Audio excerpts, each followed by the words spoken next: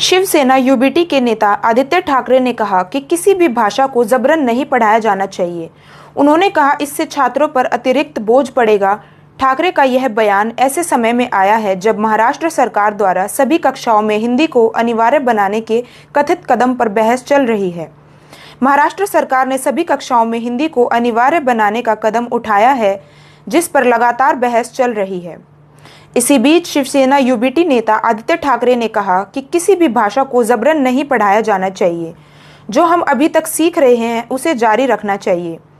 Shiv Sena UBT के नेता आदित्य ठाकरे ने कहा कि किसी भी भाषा को जबरन नहीं पढ़ाया जाना चाहिए। उन्होंने कहा इससे छात्रों पर अतिरिक्त बोझ पड़ेगा।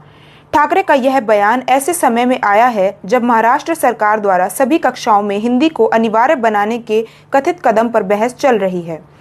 आदित्य ने अतिरिक्त भाषा आवश्यकताओं को लागू करने के बजाय मौजूदा शैक्षिक ढांचे में सुधार की आवश्यकता पर जोर दिया।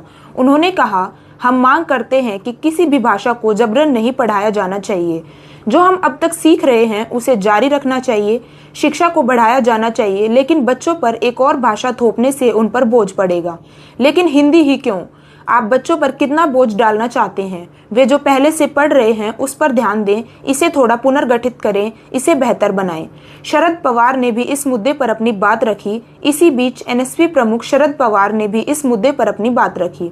उन्होंने कहा कि भले ही हिंदी पूरे देश में बोली जाती है, लेकिन छोटे बच्चों को इसे जबरदस्ती नहीं पढ़ाया जाना चाहिए, खासकर शुरुआती कक्षाओं में।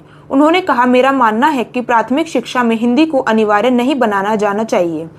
कक्षा 5 के बाद बच्चों को हिंदी सीखने में कोई समस्या नहीं है, लेकिन हमें सोचना होगा कि एक छोटे बच्चे के लिए कितनी भाषाएं सीखना सही है और कहीं उस पर ज़्यादा बोझ तो नहीं पड़ रहा।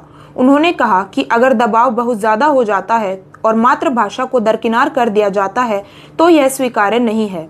उन्होंने यह भी कहा कि महाराष्ट्र सरकार को प्रारंभिक शिक्षा